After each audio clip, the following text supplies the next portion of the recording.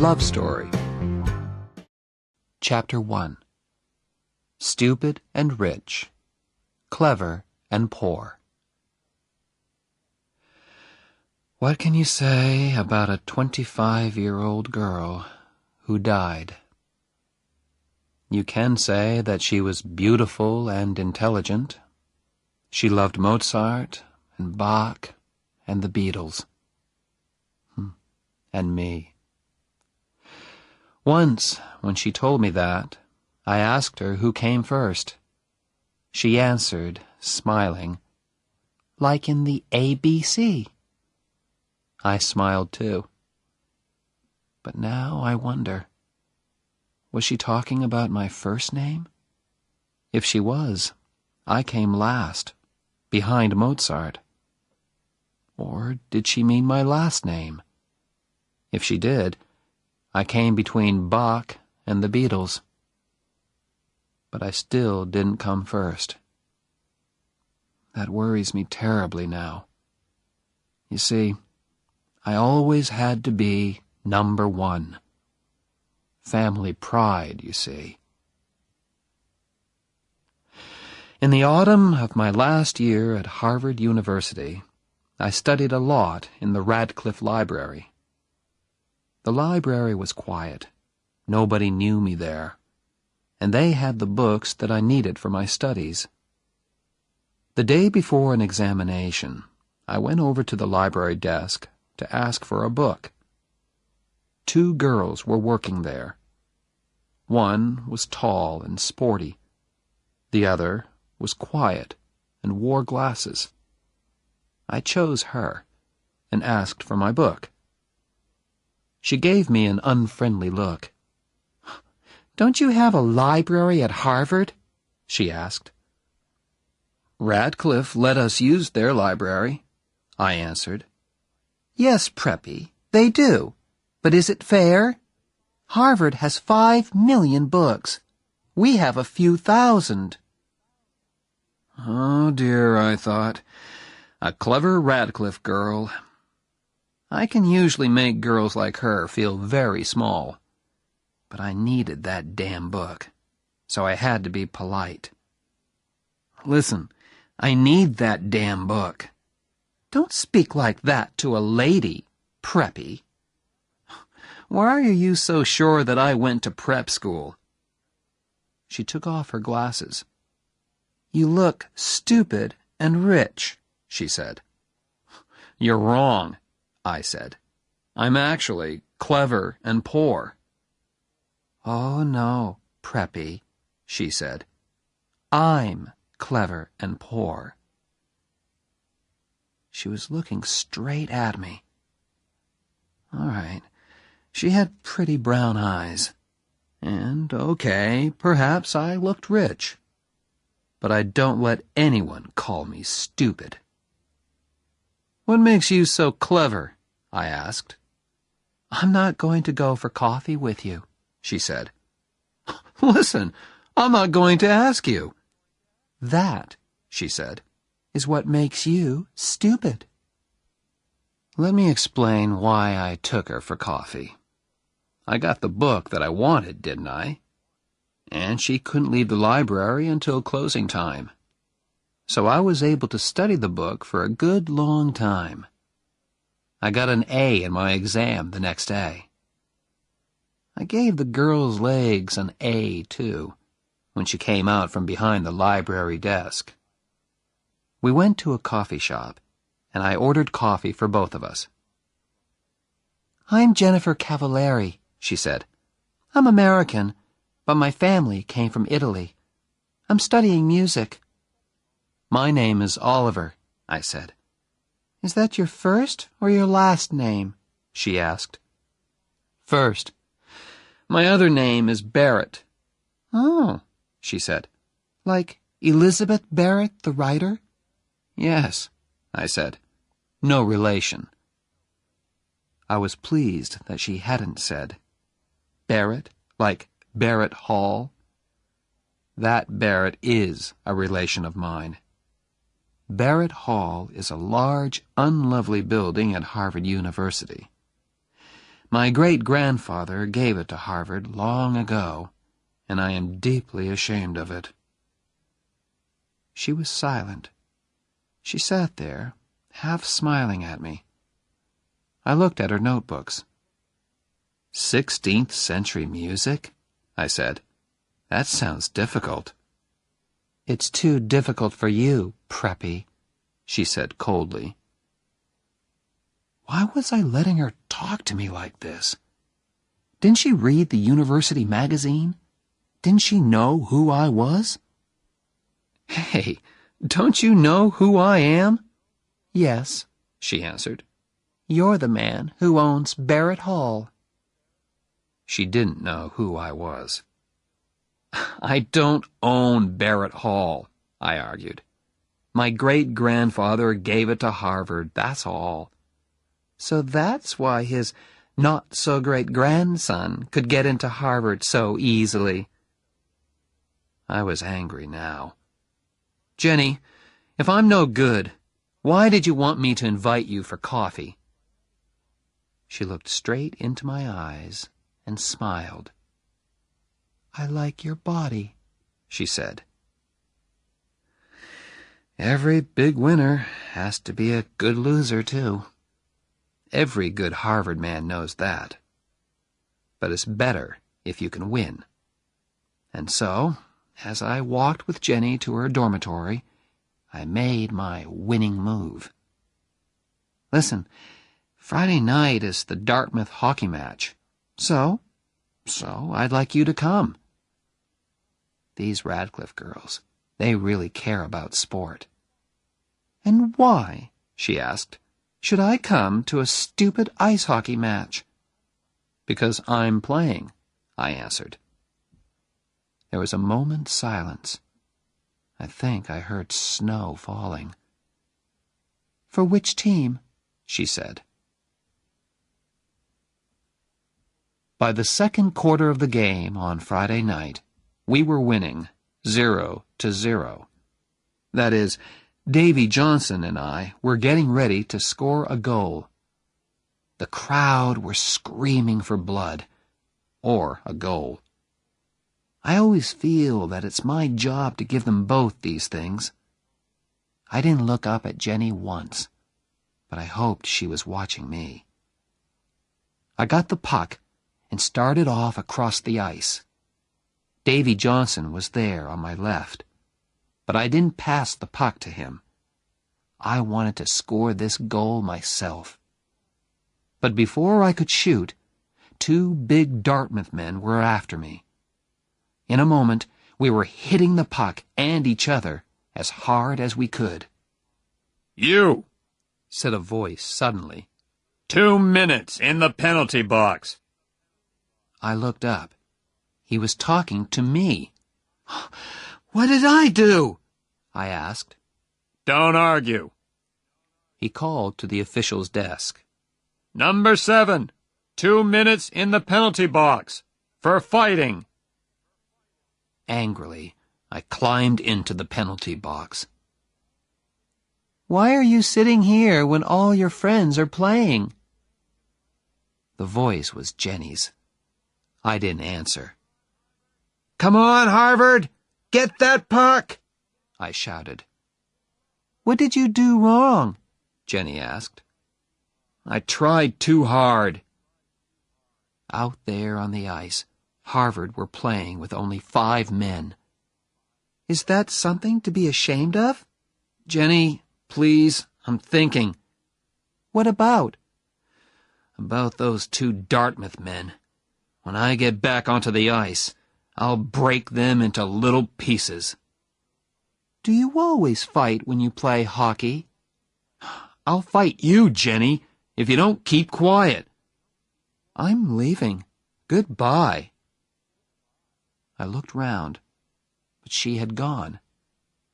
Just then, the bell rang. My 2-minute penalty had finished. I jumped onto the ice again.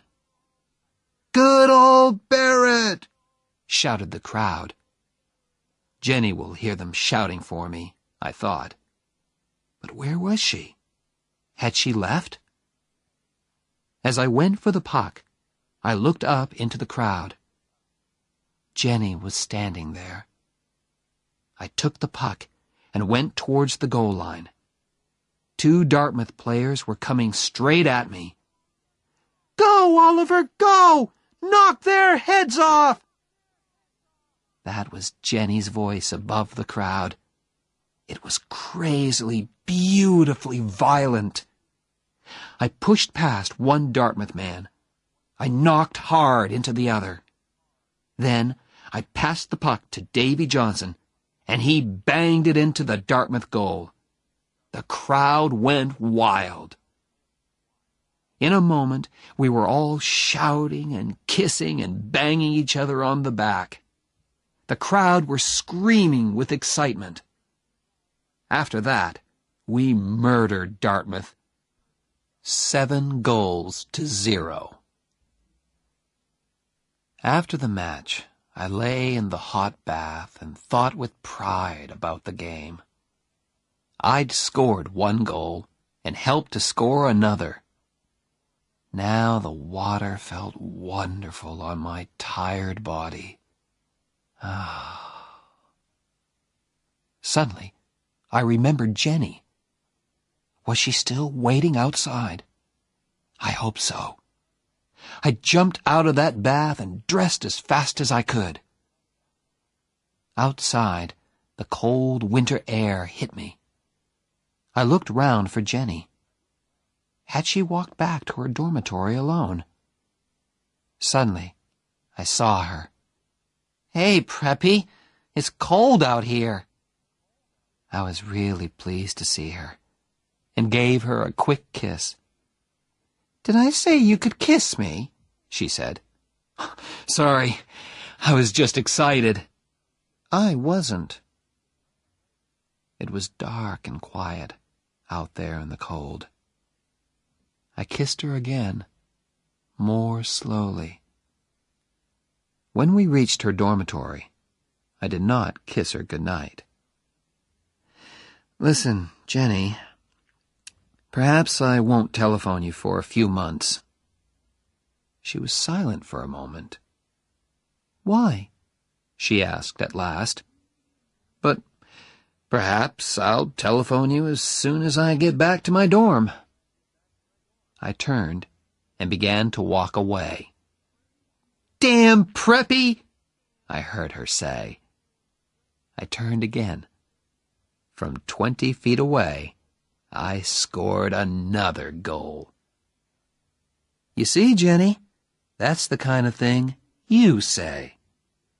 And when other people do it to you, you don't like it. I wished I could see the look on her face, but I couldn't look back. My pride wouldn't let me.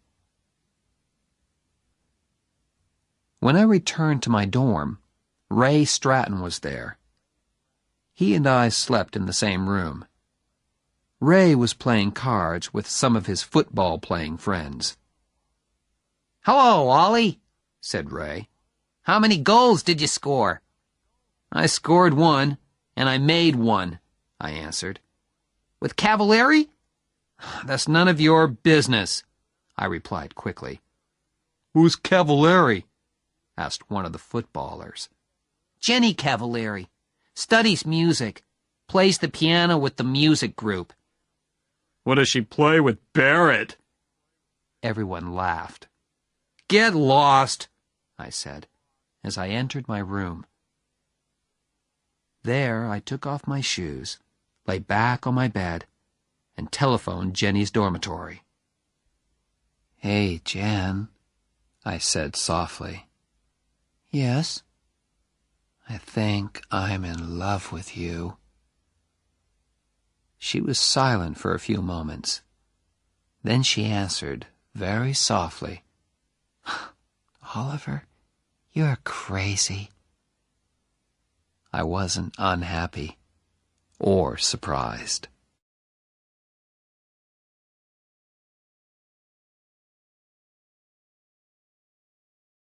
Chapter 2. Blood and Stone. A few weeks later, I was hurt in the hockey match at Cornell University. My face was badly cut, and the officials gave me the penalty for starting the fight. 5 minutes. I sat quietly in the penalty box while the team manager cleaned the blood off my face. I was ashamed to look out onto the ice, but the shouts of the crowd told me everything. Cornell scored a goal. The score was 3-3 now. Damn, I thought. We're going to lose this match because of me. Across the ice, among the crowd, I saw him. My father. Old Stony Face. He was looking straight at me. If the meeting finishes in time, I'll come to Cornell and watch you play, he had told me on the phone. And there he was, Oliver Barrett III. What was he thinking about? Who could say? Why was he here? Family pride, perhaps. Look at me. I am a very busy, important man, but I have come all the way to Cornell just to watch my son play in a hockey match. We lost, 6-3. After the match, the doctor put 12 stitches in my face. When I got to the changing room, it was empty. They don't want to talk to me, I thought. I lost that match. I felt very ashamed as I walked out into the winter night. "Come and have dinner, son," said a voice. It was old Stony Face. At dinner, we had one of our non-conversations. We spoke to each other, but didn't actually say anything. These non-conversations always started with, "How have you been, son?" and ended with, "Is there anything I can do for you?" "How have you been, son?" my father began. "Fine, sir." "Does your face hurt?" "No, sir." It hurt terribly. Next, old Stony Face talked about playing the game. "All right, son. You lost the match." How clever of you to notice, Father. "But, after all, in sport, the important thing is the playing, not the winning." Wonderful, I thought. Father was chosen for the Olympic Games, and now he says winning is not important. I just looked down at my plate and said, "Yes, sir," at the right times. Our non-conversation continued.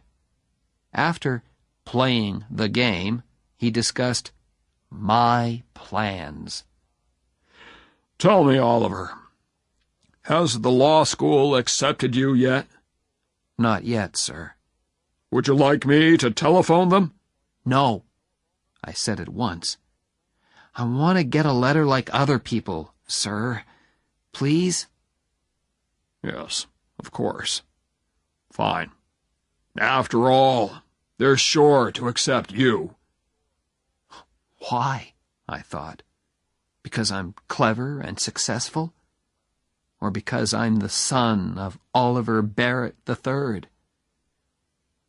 The meal was as uninteresting as the conversation.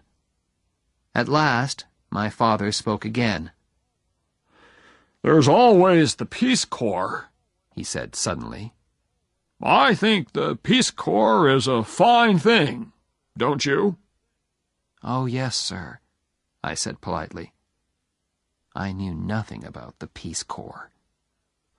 "What do your friends at Harvard think about the Peace Corps?" he asked. "Do they feel that the Peace Corps is important in our world today?" "Yes, sir," I said politely, just to please him. After dinner, I walked with him to his car. Is there anything I can do for you, son? He asked. No, thank you, sir. Good night, sir. Our non-conversation was finished. He drove away. Yes, of course there are planes, but Oliver Barrett III chose to drive. My father likes to drive. Fast. And at that time of night, in an Aston Martin DBS, you can go very fast indeed. I went to telephone Jenny. That was the only good part of the evening. I told her about the fight. She enjoyed that. Her musical friends never got into fights. "I hope you hit the man who hit you," she said. "Oh, yes." "Good. I'm sorry I couldn't be there to watch you. Perhaps you'll hit somebody in the Yale match." I smiled. Jenny really made me feel better. Back at Harvard the next day, I called at her dorm. Jenny was talking to someone on the telephone in the hall.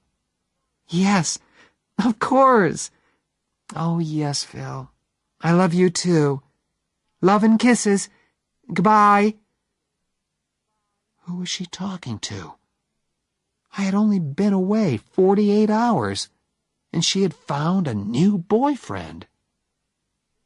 Jenny did not seem ashamed. She kissed me lightly on the unhurt side of my face. "Hey, you look terrible." 12 stitches, Jen. "Does the other man look worse than you?" "Much worse. I always make the other man look worse." We walked to my MG sports car. "Who's Phil?" I asked, as carelessly as I could. "My father." I could not believe that. "You call your father Phil?" "That's his name. What do you call your father?" "Sir." He must be really proud of you. You're a big hockey star, and you're always successful in your exams." "You don't know anything, Jenny. He was good at exams and sport, too. He was in the Olympic Games." "My God! Did he win?" "No. Actually, old Stonyface was 6th, which makes me feel a little better." Jenny was silent for a moment. "Why do you hate him so much?" she asked at last. "I'm Oliver Barrett IV, I answered. "All Barretts have to be successful, and that means I have to be good at everything all the time. I hate it." "Oh, I'm sure you do," laughed Jenny. "You hate doing well in your exams. You hate being a hockey star." "But he expects it," I said. "If I'm successful, he isn't excited or surprised. He was a big success, and he expects me to be the same." I told her about our meal and our non-conversation after the Cornell match. But she didn't understand at all. "You say your father is a busy man," she said. "But he found time to go all the way to Cornell to watch you play. How can you say these terrible things about him when he drove all that way just to watch your hockey match? He loves you, Oliver. Can't you understand?" "Forget it, Jenny," I said. She was silent for a moment. "I'm pleased you have problems with your father," she said at last. "That means you aren't perfect." "Oh, you mean you are perfect?" "Of course not, Preppy. That's why I go out with you."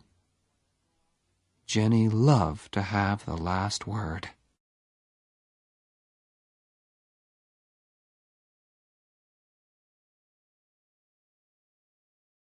Chapter 3.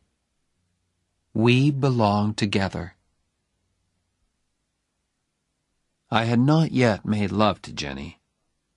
In the 3 weeks we had been together, we had held hands. Sometimes we had kissed, but that was all. Usually I moved much faster. Ask the other girls that I'd been out with. But Jenny was special.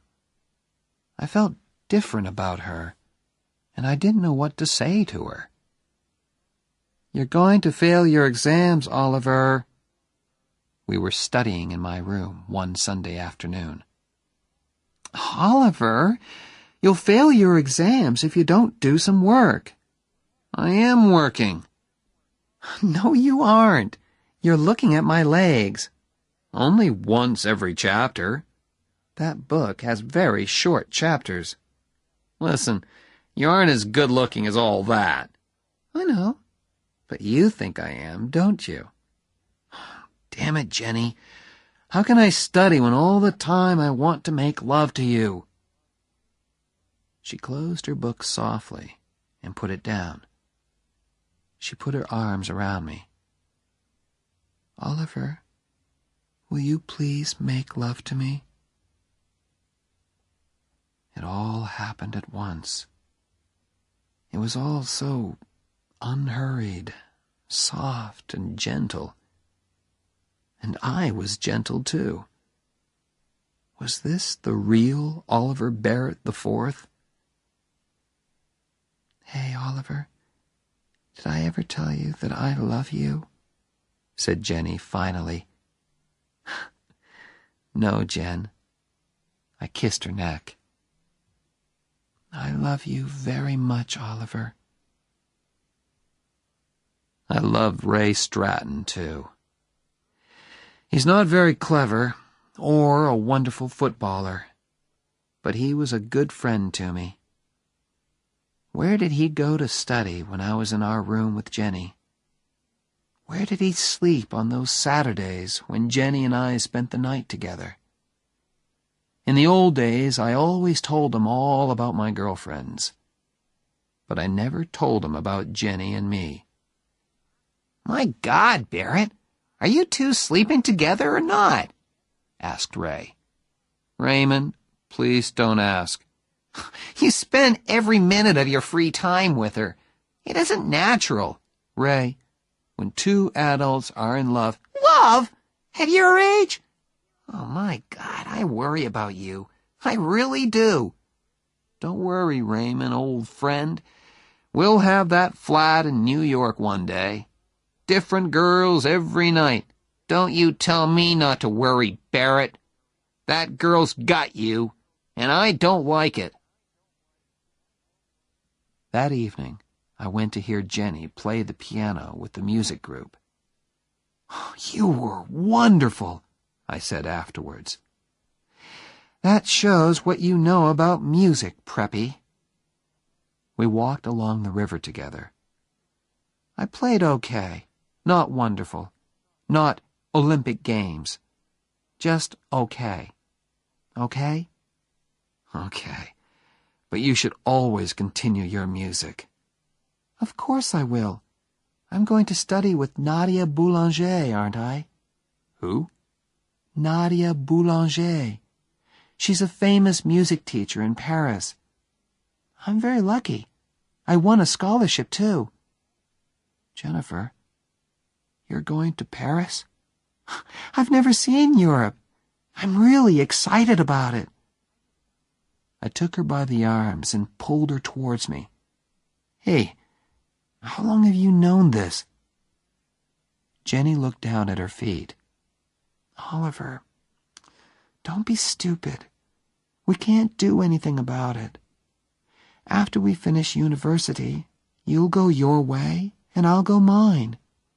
You'll go to law school. Wait a minute. What are you talking about? She looked into my eyes. Ollie, you're a rich preppy. Your old man owns a bank. My father's a baker in Cranston, Rhode Island. And I'm nobody. What does that matter? We're together now. We're happy. Ollie, don't be stupid, she repeated. Harvard is full of all kinds of different people. You study together, you have fun together. But afterwards, you have to go back to where you belong. We belong together. Don't leave me, Jenny. Please. What about my scholarship? What about Paris? What about our marriage? Who said anything about marriage? Said Jenny in surprise. Me. I'm saying it now. Why? I looked straight into her eyes. Because, I said. Oh, said Jenny. That's a very good reason.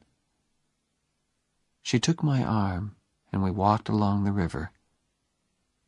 There was nothing more to say, really. The next Sunday, we drove to visit my parents in Ipswich, Massachusetts. Jenny said it was the right thing to do, and of course there was also the fact that Oliver III paid for my studies at Harvard. "Oh, my God," Jenny said when we drove up to the house. "I didn't expect this. It's like a damn palace." "Please, Jen, everything will be fine." "For a nice all-American girl of good family, perhaps. Not for Jennifer Cavallari, baker's daughter, from Cranston, Rhode Island." Florence opened the door. She has worked for the Barrett family for many years. She told us that my parents were waiting in the library. We followed her past a long line of pictures of famous Barretts and a glass case full of silver and gold cups. "They look just like real silver and gold," said Jenny. "They don't give cups like those at the Cranston Sports Club." "They are real silver and gold," I answered. "Oh, my God! Are they yours?" "No, my father's." "Do you have silver and gold cups too, Oliver?" "Yes." "In a glass case, like these?" "No, up in my room, under the bed."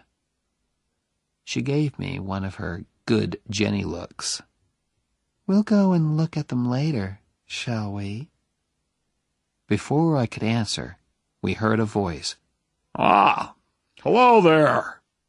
It was old Stonyface. "Oh, hello, sir. This is Jennifer." "Hello there." He shook her hand before I could say her full name. There was a smile on his usually rock-like face. "Do come in and meet Mrs. Barrett, my wife, Allison. This is Jennifer." "Cavallari," I said. For the first and only time, I got her damn name wrong. "Cavallari," said Jenny politely. Mother and Jenny shook hands. All through dinner, Mother kept the polite small talk going. "So, your people are from Cranston, Jennifer?" said my mother. Mostly. My mother came from Fall River." "Oh, the Barretts have factories at Fall River," said Oliver III. "Where they cheated their workers for centuries," said Oliver IV. "In the 19th century," said Oliver III. "What about the plans to put automatic machines in the factories?"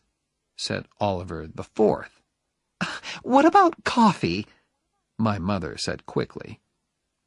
We moved back into the library. We sat there with nothing to say to each other.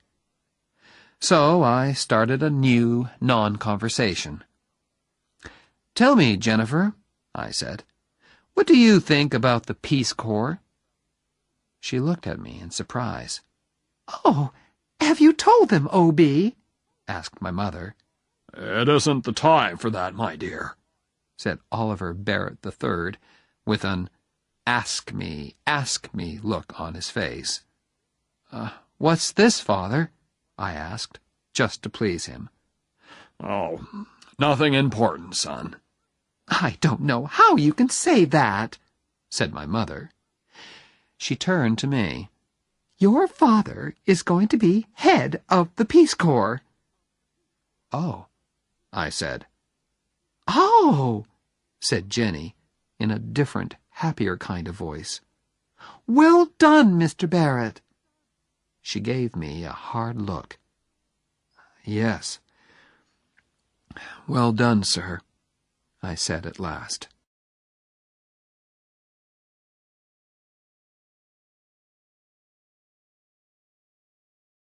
Chapter 4. Two different kinds of father. Jenny, he isn't going to be president of the USA after all. We were driving back to Harvard. You still weren't very nice to him about it, Oliver. I said, well done. Huh. Oliver, why are you so unkind to your father? You hurt him all the time. It's impossible to hurt Oliver Barrett III. No, it isn't. If you marry Jennifer Cavallari... Oliver, I know you love me, but in a strange way you want me because I'm not a suitable woman for a Barrett to marry. You are rebelling against your father.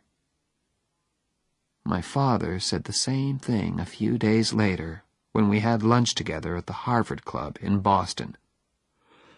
Son, you're in too much of a hurry. The young lady herself is fine. The problem is you. You are rebelling, and you know it. Father, what worries you most about her? That she's Italian, or that she's poor? What do you like most about her? I'm leaving. Stay and talk like a man.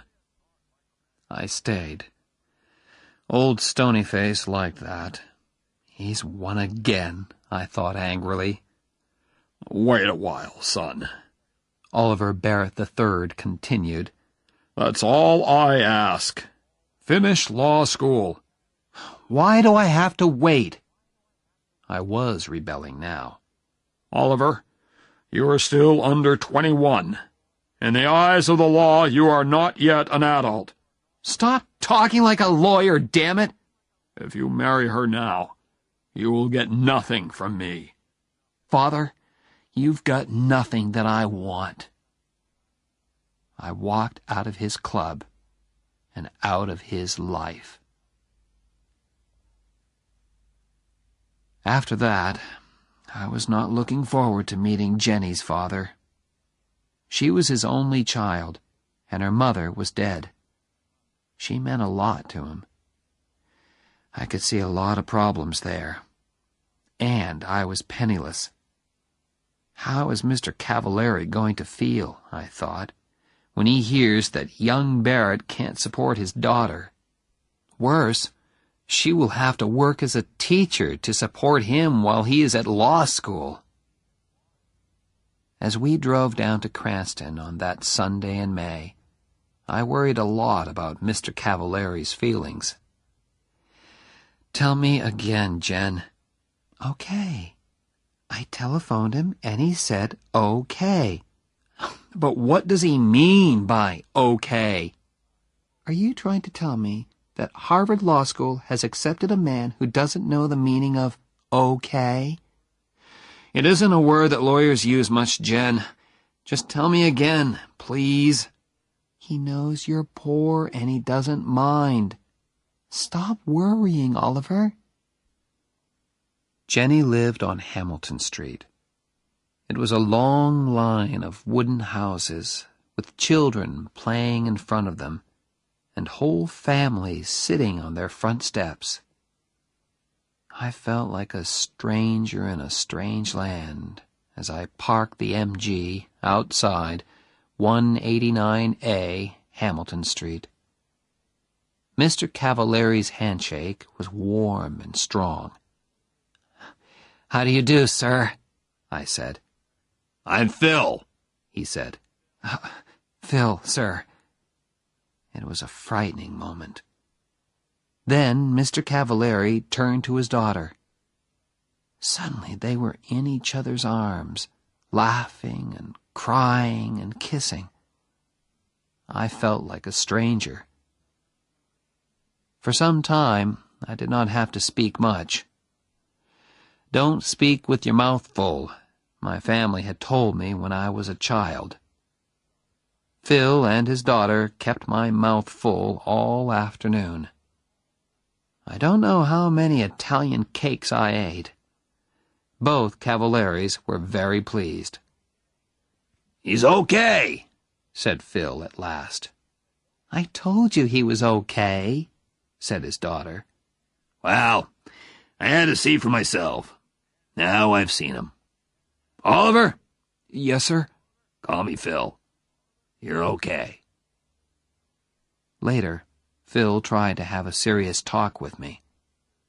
He thought he could bring Oliver Barrett III and Oliver Barrett IV together again. "Let me speak to him on the telephone," he said. "A father's love is a very special thing." "There isn't much of it in my family," I said. "Your father will soon realize," he began, "when it's time to go to the church." "Phil," said Jenny gently, "we don't want to be married in church." He looked surprised, then unhappy. But he spoke bravely. It's your wedding, children.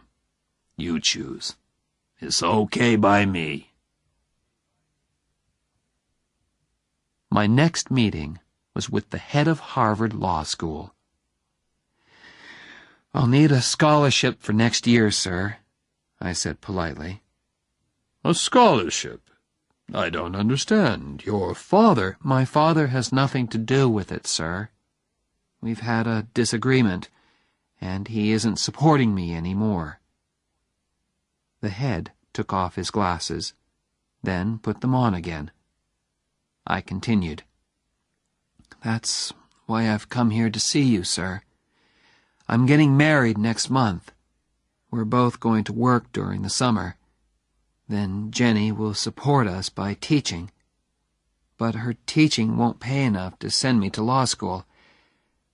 Sir, I need a scholarship. I have no money in the bank." "Mr. Barrett, our scholarships are for poor people, and it's too late to ask for one.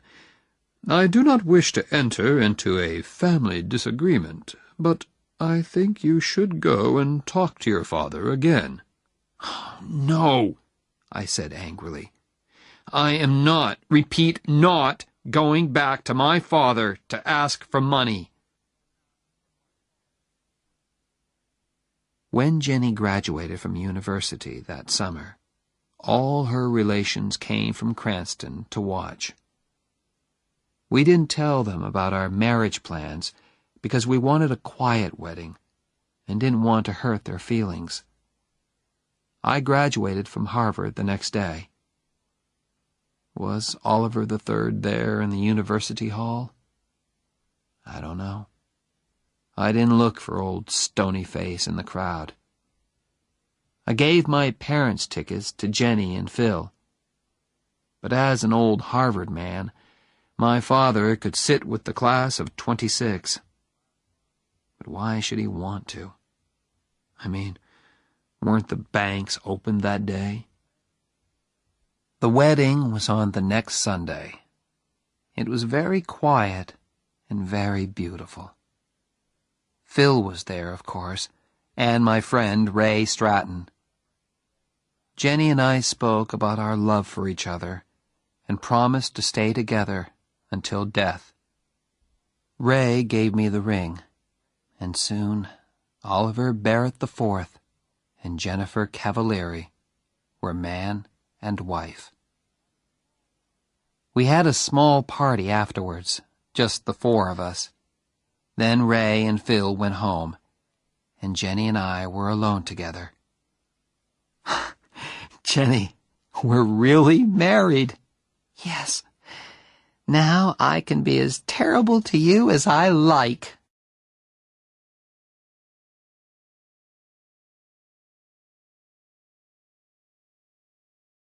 Chapter 5. The first 3 years. For 3 years, we had to make every dollar do the work of 2. All through the summer holidays, we worked at the boat club in Dennisport. It was hard work, but we were never too tired to be kind to each other. I say kind because there are no words to describe our love and happiness together. After the summer, we found a cheap flat near the university. It was on the top floor of an old house and was actually very expensive. But what could we do? There weren't many flats around. "Hey, Preppy," said Jenny when we arrived there. "Are you my husband, or aren't you?" "Of course I'm your husband." "Show me, then." My God, I thought. In the street? "Carry me into our first home." I carried her up the 5 steps to the front door. "Why did you stop?" she asked. "This isn't our home. Upstairs, Preppy."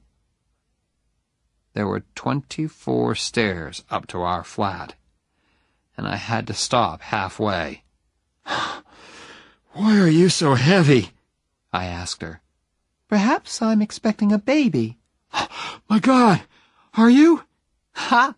I frightened you then, didn't I?" "Well, yes, just for a second or two." I carried her the rest of the way. There were very few moments in those days when we were not worrying about money. Very few, and very wonderful. And that moment was one of them. A food shop let us eat now, pay later, thanks to the Barrett name.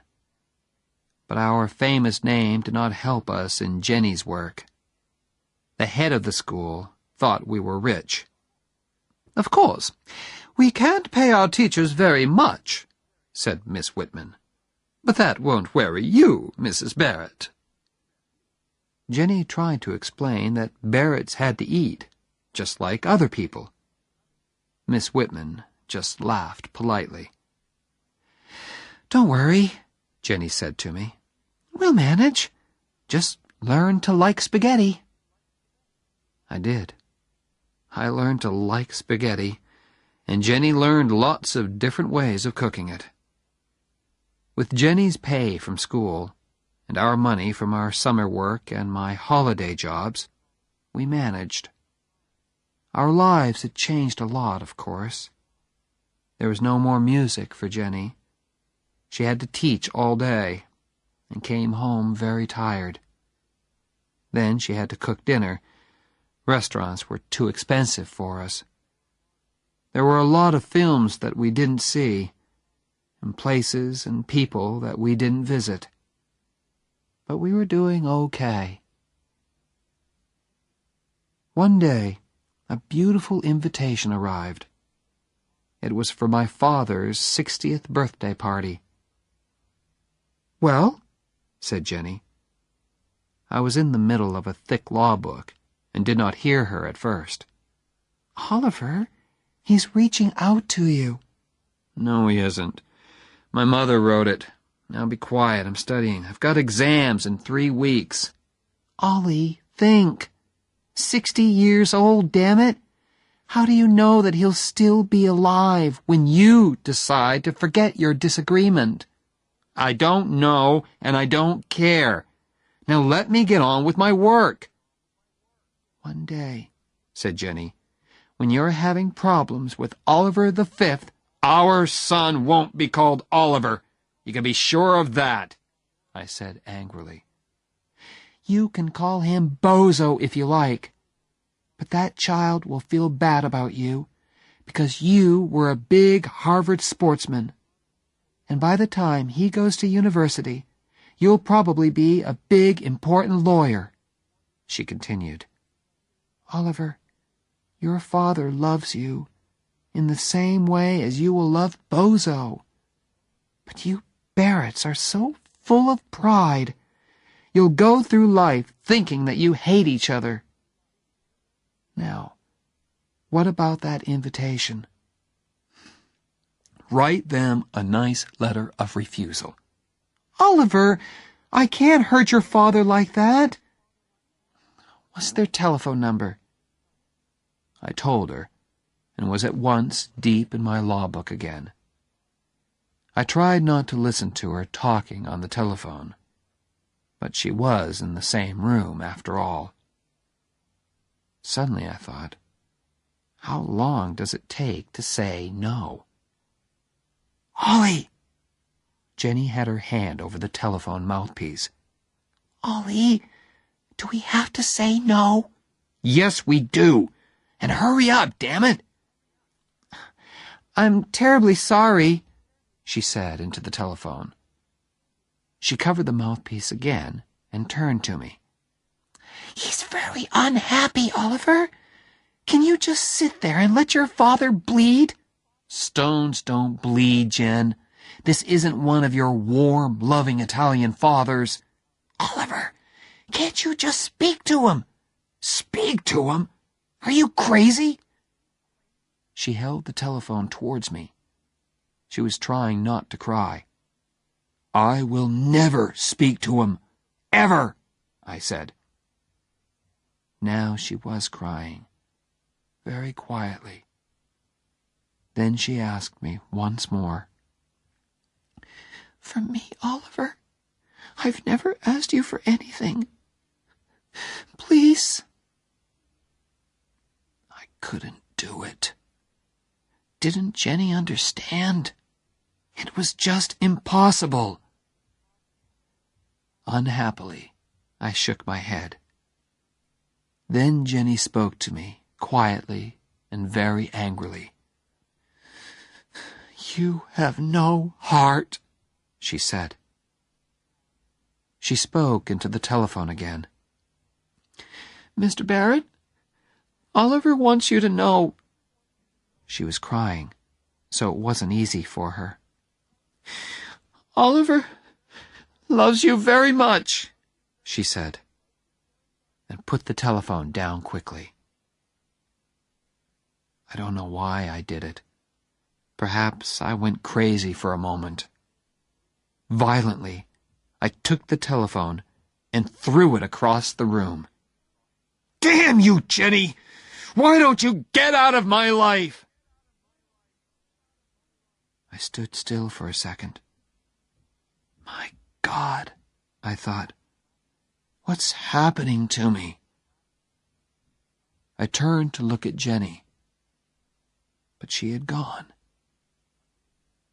I looked round the flat for her. Her coat was still there, but she had disappeared. I ran out of the house and searched everywhere for her. The law school library, Radcliffe, the music school. Was she in one of the music rooms? I heard somebody playing the piano, loudly and very badly. Was it Jenny? I pushed the door open. A big Radcliffe girl was at the piano. What's the matter? She asked. Nothing, I answered, and closed the door again. Where had she gone? I felt terrible. I searched the university, the streets, and the cafes. Nothing. Had she taken a bus to Cranston, perhaps? At midnight, I found a telephone box and called Phil. Hello? He said sleepily. What's the matter? Is Jenny ill? My God, I thought. She isn't there. She's fine, Phil. I just called to say hello. You should call more often, damn it, he said. Is Cranston so far away that you can't come down on a Sunday afternoon? We'll come. Some Sunday, Phil. I promise. Don't give me that. Some Sunday indeed. This Sunday, Oliver. Yes, sir. This Sunday. And next time you telephone, I'll pay, damn it. Okay? He put down the telephone. I stood there and wondered what to do. At last, I went back to the flat. Jenny was sitting on the top step. I was too tired to cry, too glad to speak. "I forgot my key," said Jenny. I stood there on the bottom step. I was afraid to ask how long she had been there. I only knew that I had hurt her terribly. "Jenny, I'm sorry." "Stop," she said. Then she added, "Love means you never have to say you're sorry." We walked up to our flat. As we undressed, she looked lovingly at me. "I meant what I said, Oliver." And that was all.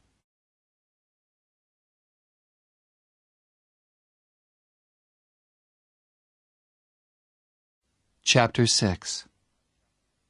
Money Can't Buy Everything.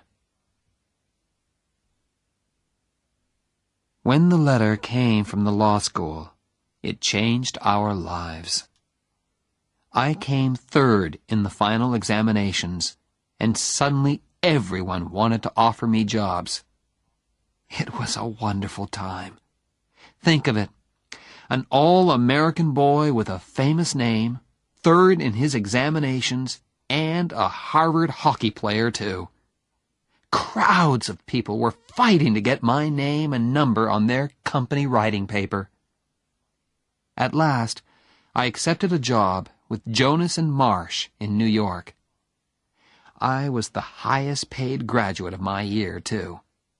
After 3 years of spaghetti and looking twice at every dollar, it felt wonderful. We moved to a beautiful flat in New York. Jonas and Marsh's office was an easy 10-minute walk away. And there were lots of fashionable shops nearby, too. I told my wife to get in there and start spending immediately. "Why, Oliver?" "Woman, you supported me for 3 years. Now it's my turn."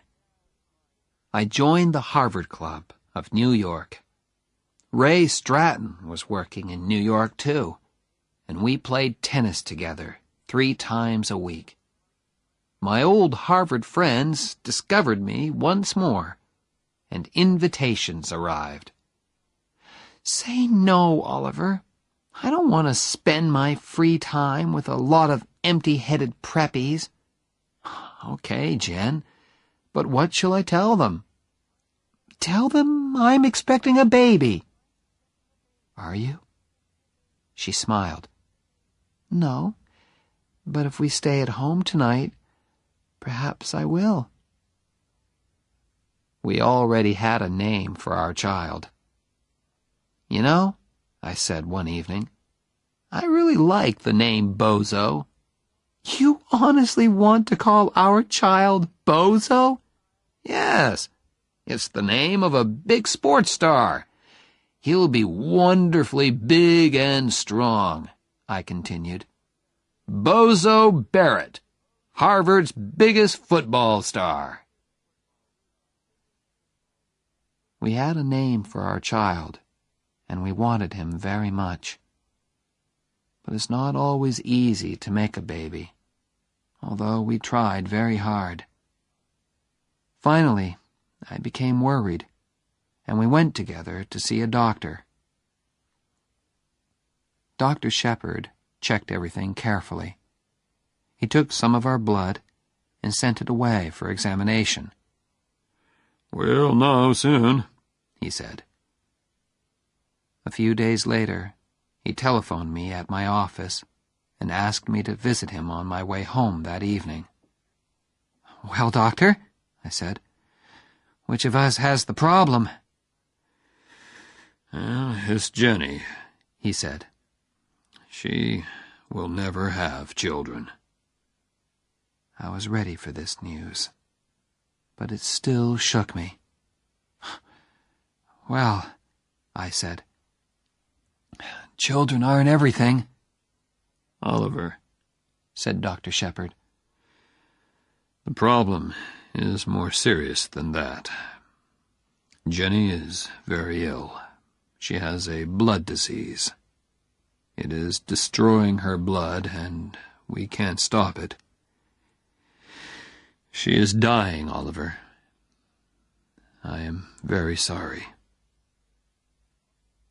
That's impossible, Doctor, I said. I waited for the doctor to tell me that it was not true. Kindly and patiently, he explained again, and at last I understood the terrible words. Have you spoken to Jenny, Doctor? What did you tell her? I told her that you were both all right. For the moment, it's better that way. I wanted to shout and scream at the unfairness of it all. Jenny was 24, and she was dying. What can I do to help, Doctor? I asked at last. Just be natural, he said. Natural. I began to think about God. At first I hated him. Then, next morning I woke up, and Jenny was there beside me. Still there. I was ashamed. Thank you, God, I thought. Thank you for letting me wake up and see Jennifer. Be natural, the doctor had said. I did my best, and all the time I was living with my terrible secret. One day, Mr. Jonas called me into his office. Oliver, I have an important job for you. How soon can you go to Chicago? You can take one of the younger men with you. One of the younger men? I was the youngest man in the office. I understood the message. Oliver, although you are still only 24, you are one of our top men. Thank you, sir, I said, but I can't leave New York just now. I had decided not to tell anyone about my troubles. I wanted to keep my secret as long as possible. I could see that old man Jonas was unhappy about my refusal. On the way home that day, I saw a notice in a travel shop window.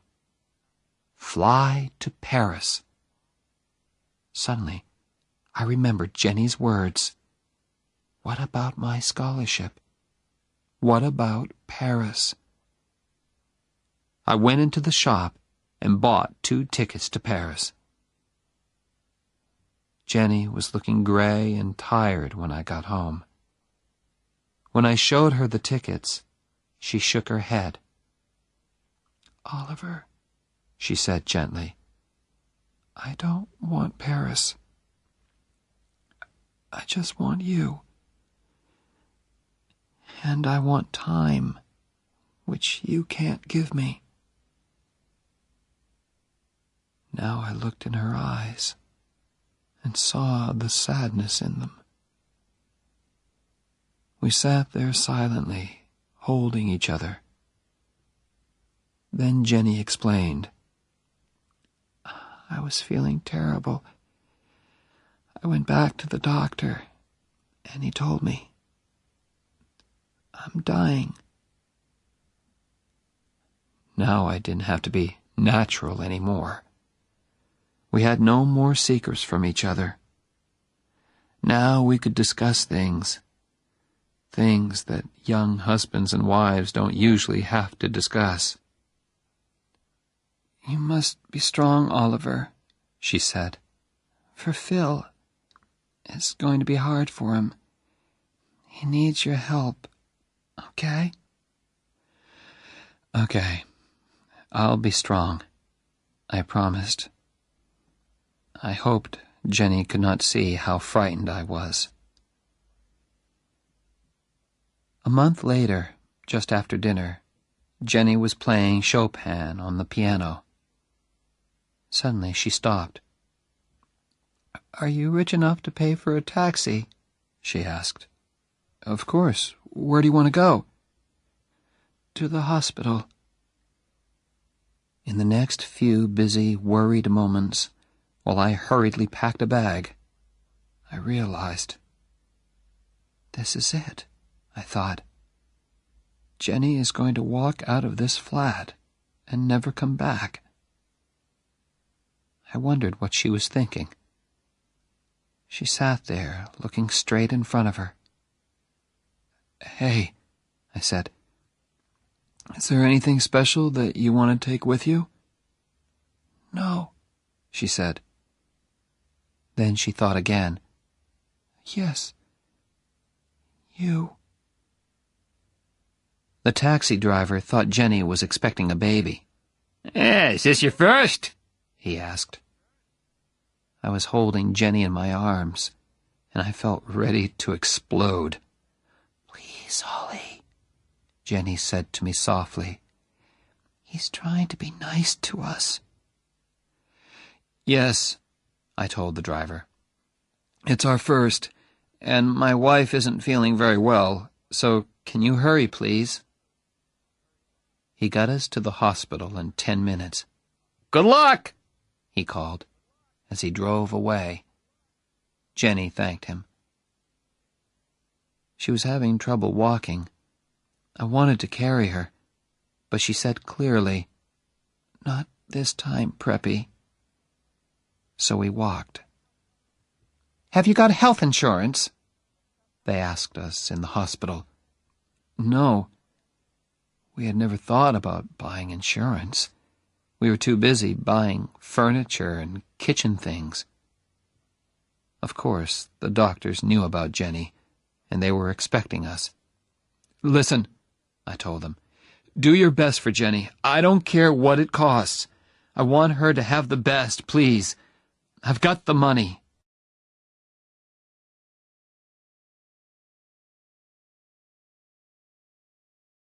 Chapter 7.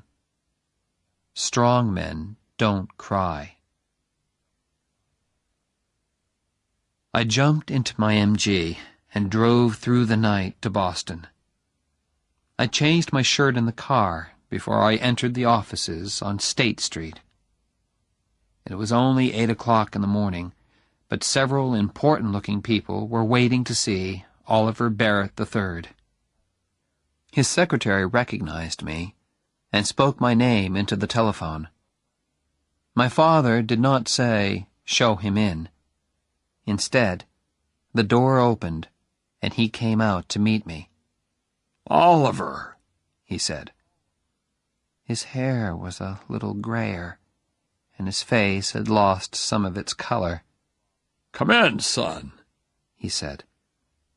I walked into his office and sat down opposite him. For a moment, we looked at each other. Then he looked away, and so did I. I looked at the things on his desk, the scissors, the pen holder, the letter opener, the photos of my mother and me. How have you been, son?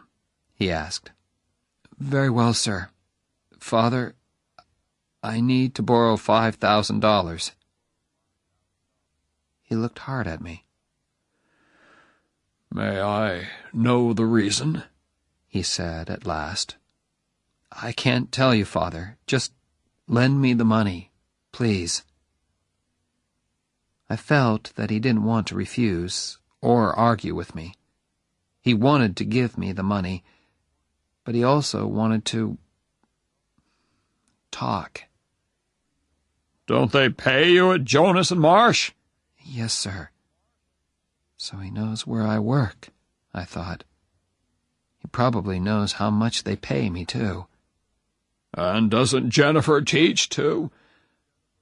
Well, I thought, he doesn't know everything. Please leave Jennifer out of this, Father. This is a personal matter. A very important personal matter. Have you got a girl into trouble? He asked quietly. Yes, I lied. That's it. Now give me the money. Please. I think he knew that I was lying, but I don't think he wanted to know my real reason for wanting the money. He was asking because he wanted to talk. He took out his checkbook and opened it slowly. Not to hurt me, I'm sure, but to give himself time. Time to find things to say. Things that would not hurt the two of us. He finished writing the check, took it out of the checkbook, and held it out towards me. When I did not reach out my hand to take it, he pulled back his hand and placed the check on his desk. He looked at me again. "Here it is, son," the look on his face seemed to say. But still he did not speak. I did not want to leave either, but I couldn't think of anything painless to say. And we couldn't sit there, wanting to talk, but unable to look at each other. I picked up the check and put it carefully into my shirt pocket. I got up and went towards the door.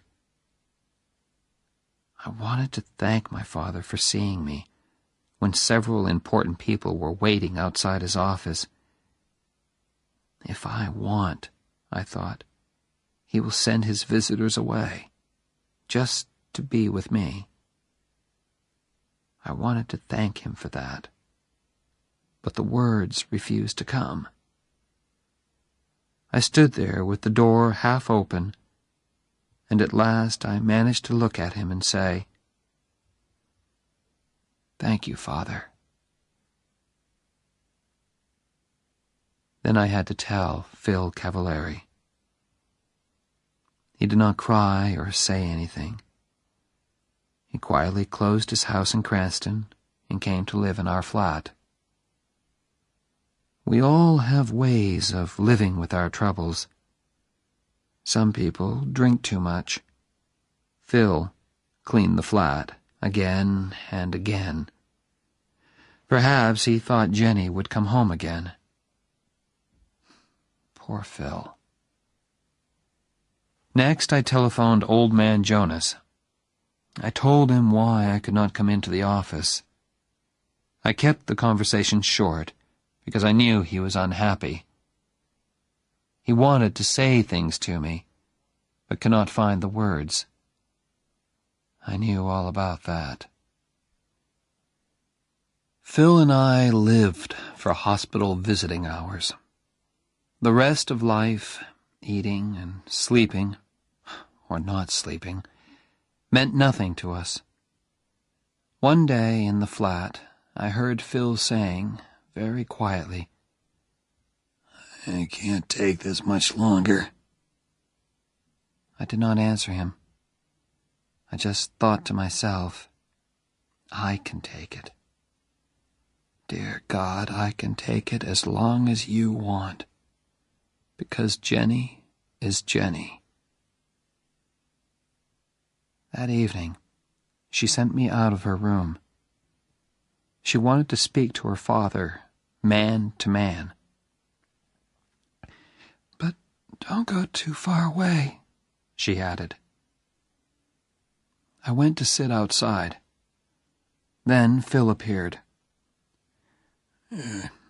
"She wants to see you now," he said. "Close the door," Jenny ordered. I went to sit by her bed. I always liked to sit beside her and look at her face, because it had her eyes shining in it. "It doesn't hurt, Ollie, really," she said. "It's like falling off a high building very slowly, you know?" Something moved deep inside me. "I am not going to cry," I said to myself. "I'm strong, okay? and strong men don't cry. But if I'm not going to cry, then I can't open my mouth. I said. No, you don't know, Preppy, she said. You've never fallen off a high building in your life. Yes, I have, my voice came back. I did when I met you. She smiled. Who cares about Paris? She said suddenly. Paris, music, all that. You think you stole it from me, don't you? I can see it in your face. Well, I don't care, you stupid Preppy. Can't you accept that? No, I answered honestly. Then get out of here, she said angrily. I don't want you at my damn deathbed. Okay, I accept it, I said. That's better. Now, will you do something for me? From somewhere inside me came this sudden, violent need to cry. But I was strong. I was not going to cry. I said again. Will you please hold me, Oliver? I put my hand on her arm. Oh, God, she was so thin. And held it. No, Oliver, she said. Really hold me. Put your arms round me. Very, very carefully, I got onto the bed and put my arms round her. Thanks, Ollie. Those were her last words. Phil Cavallari was waiting outside. Phil, I said softly. He looked up, and I think he already knew. I walked over and put my hand on his arm. I won't cry, he said quietly. I'm gonna be strong for you. I promise, Jenny. He touched my hand very gently. But I had to be alone, to feel the night air, to take a walk, perhaps.